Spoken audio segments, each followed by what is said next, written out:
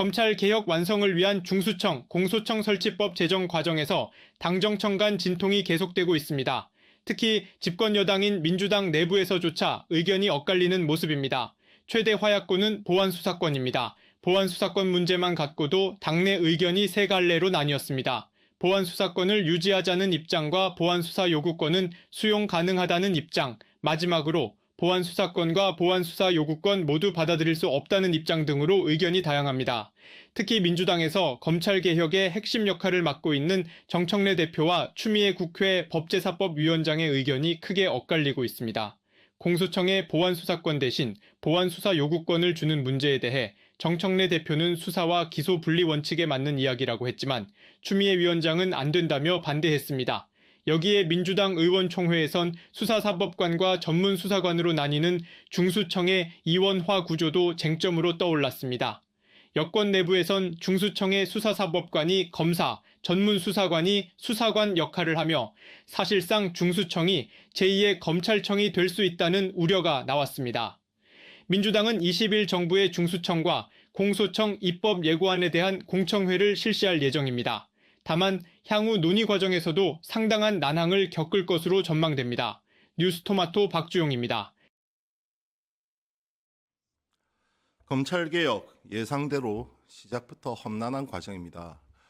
공소청, 중수청 설치와 관련한 정부 입법 예고안을 놓고 학계와 시민사회는 물론 민주당조차 강한 반발을 보이고 있습니다.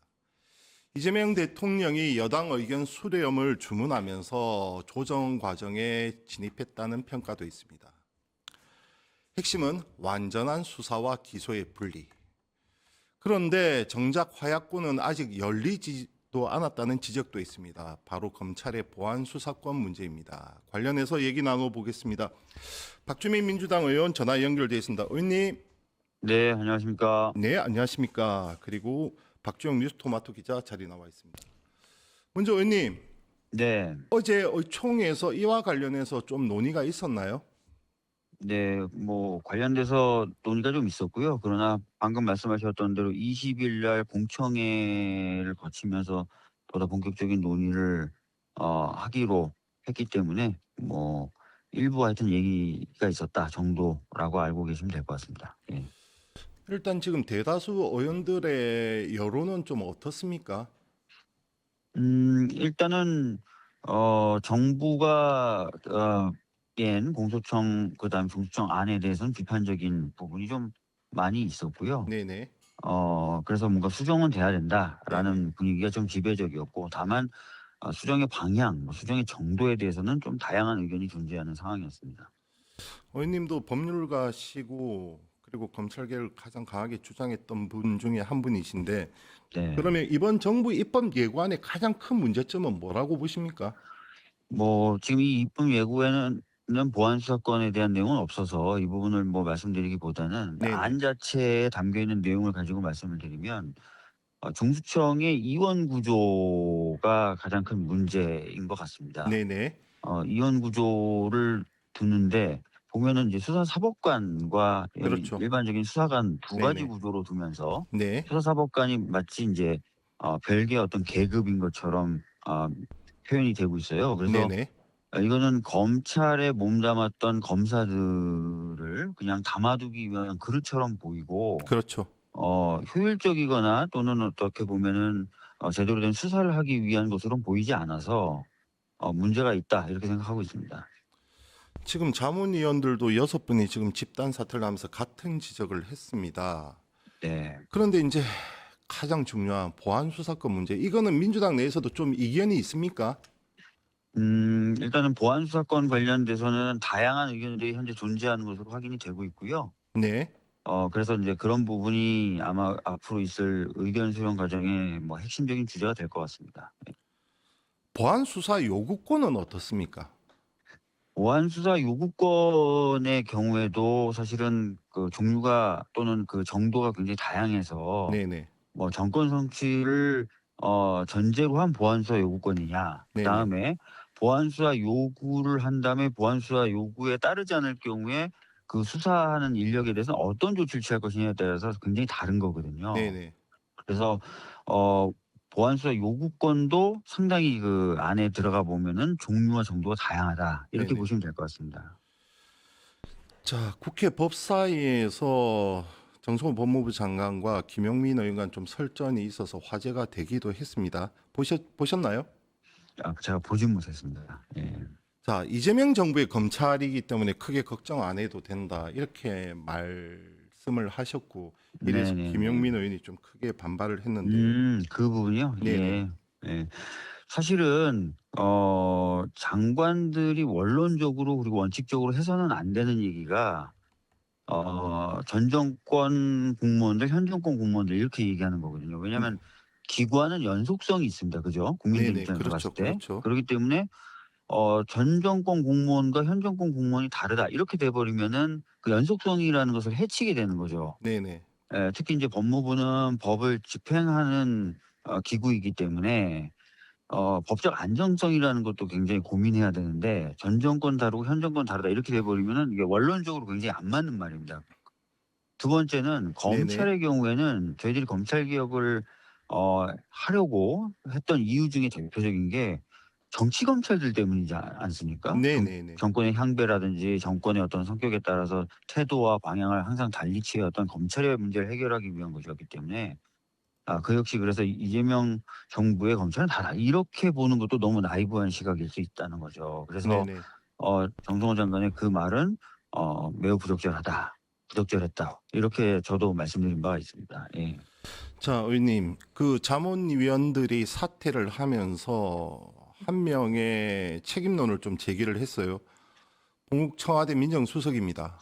네. 어떻게 보십니까? 친정을 비호하는 데 지금 앞장서고 있다 이렇게 얘기들을 하고 계시는데, 지금 현재 이제 나온 검찰 개혁안을 보면은 한마디로 그 검찰청에 있던 검사들이 몸담을 곳을 만들어주는 곳에 신경을 많이 쓴 안이다. 저는 그렇게 보고 있거든요. 네네, 그리고 이런 부분이 이제 봉욱 민정수석의 어떤 작품이나 또는 봉욱 민정수석의 영향하에 만들어졌다 이렇게 평가가 된다면 봉욱 민정수석은 그 부분에 있어서는 부적절한 판단을 한 거다. 네네. 검찰 개혁의 핵심적인 목표나 어떤 검찰 개혁의 핵심적인 방향이 아니라 지금 현재 검찰청에 있는 검사들을 위주로 한 판단을 한 것이 되기 때문에 그렇죠. 예. 자, 그러면 기소와 수사의 분리 이것이 핵심인데, 그러면 반론 차원에서 제가 한번 여쭤보겠습니다. 네, 말씀하시죠. 과연 경찰이 기존의 검찰 수사를 다 담당할 수 있을 정도의 능력이 있느냐, 독립성이 있느냐, 보장되느냐, 권력으로부터 자유로울 수 있느냐 이런 지적들도 있습니다. 그러니까 경찰의 지금 말씀하신 거는 독립성 부분을 말씀을 하신 거죠? 네네, 경 권력으로부터의. 네. 네. 그러니까 정권 경찰이 눈치를 보지 않고. 수사권을 남용하면 어떻게 되냐. 그걸 좀 그렇죠. 나눠보면 네네. 남용하면 어떡하냐 또는 반대로 수사를 제대로 하지 않고 축소나 은폐하면 어떡하냐. 요런 얘기지 네, 않습니까? 맞습니다. 네네. 예. 수사권을 남용하는 경우에 경찰의 경우에는 검찰의 수사권 남용하고는 조금 다릅니다. 그러니까 무슨 얘기냐면은 경찰의 경우에는 강제 수사를 하기 위해서 영장을 청구할 권한이 없어요. 네네네. 그렇죠. 그러면 임의 수사만 하는 거지 않습니까? 네네. 그러니까 남용을 한다 하더라도 임의 수사를 남용하는 것이기 때문에 그 폐해란 측면에서는 질적으로 좀 차이가 있다. 이렇게 보시면 될 것 같고요. 네네. 수사를 이제 축소나 은폐하는 부분에 있어서는 다른 방법으로도 해결할 수 있는 제도적 장치들이 있어요. 네네. 뭐 킥스 같은 걸 연결해서 수사 상황을 다른 기관과 정보를 공유하게 하면은 이제 함부로 축소나 은폐를 못할 테고요. 네네. 그다음에 공수처가 경찰에 대한 수사권을 가지고 있지 않습니까? 그래서 네네네. 사건을 암장하거나 이런 부분에 대해서는 공수처의 수사 대상이 되기 때문에 공수처의 기능을 강화한다든지 하는 방법으로 그런 것도 외부에서 막아낼 수가 있는 겁니다. 그래서 뭐 꼭 뭐 검사들에게 보안 수사권을 주는 방법만이 유일하다. 그거는 저는 틀린 말이라고 생각합니다. 자, 이번 어쨌든 정부 입법 예고안을 보면 중수청에 대한 지휘권은 행안부 장관에게 부여하지 않았습니까? 네. 자, 구대 범죄에 국한되는데 그런데 지난번 국무회에서 이재명 대통령이 지적하기도 했는데 국수본에 대한 이 불분명한 지휘권은 어떻게 해야 됩니까?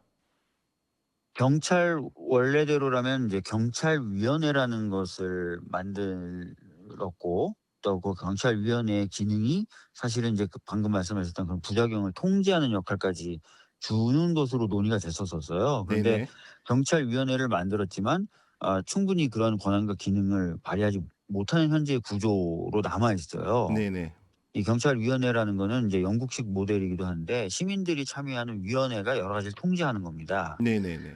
그래서 이제 그런 경찰위원회를 좀 다시 좀 검토해 보는 거 이런 방법을 통해서 방금 말씀하셨던 여러 가지 부작용, 우려에 대해서도 통제할 수 있겠죠.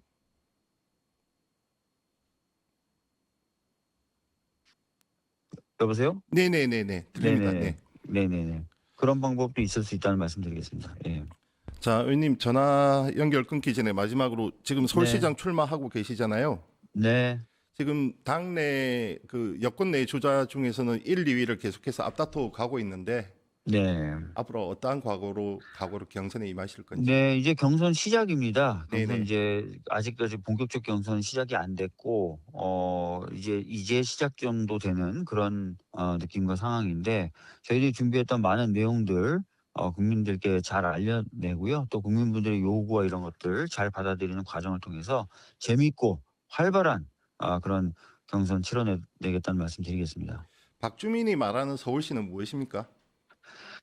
서울시는 뭐 이미 세계적인 도시입니다. 그러나 사실 최근에 들어서서는 굉장히 수축도 되고 있고 또 활력도 잃어가고 있는 것이 사실입니다. 그리고 곧 있을 여러 가지 어떤 변화들도 예정돼 있죠. 예를 들어서 뭐 부울경이라든지 또는 광주 전남이라든지 충남 대전이 메가시티로 탄생되는 그런 계기. 다시 말씀드리면 국내에서는 다른 메가시티와 경쟁해야 되고 네네.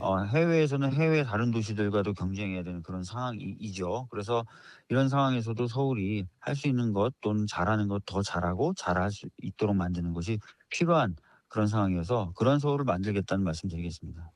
네, 감사합니다. 지금까지 박주민 의원이 있고요. 이어서 이제 취재 기자 얘기 나눠보겠습니다. 박주민 의원님 감사합니다. 네, 감사합니다. 네. 네. 자, 박주민 기자. 네.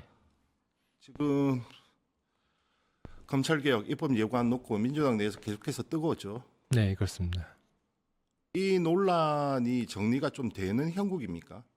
아직까지는 당내에서는 의원들 간에 좀 논쟁이 있는 상황인데요. 특히 검찰 개혁 입법의 두 축이라고도 할 수 있는 정청래 대표와 추미애 법사위원장 간의 좀 논쟁도 좀 있는 상황입니다. 어떤 논쟁이었습니까? 예를 들면 보안 수사권 관련해서 그 정청래 대표는 보안 수사 요구권 정도는 우리가 수용할 수 있지 않느냐 이런 입장인 반면에 추미애 법사위원장의 경우에는 보안 수사 요구권조차도 우리가 수용할 수 없다. 대신 뭐 보안 수사 요청권 정도, 그러니까 경찰 보안 수사 자체에 대해서 극히 제한할 수 있는 방안으로 하자는 게 이제 추미애 법사위원장의 입장이기 때문에 그 부분 하에서는 정청래 대표와 추미애 법사위원장 모두와 입장이 좀 다르다고 좀 볼 수 있습니다. 보안 수사권과 보안 수사 요구권의 차이점은 무엇입니까?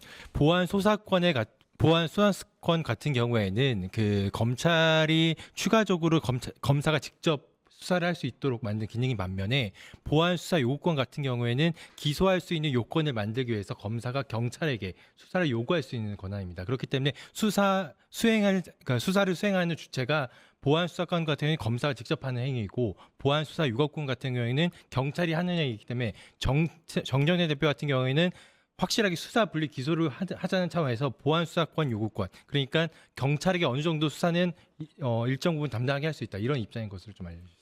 자, 공소청 중수청 설치 법안 이거에 대해서는 민주당 의원들 대부분이 제2의 검찰을 만드는 것 아니냐 하면서 이제 다들 이제 반대를 하는 형국인데 보안 수사권 관련해서는 다들 지금 이견인 거죠.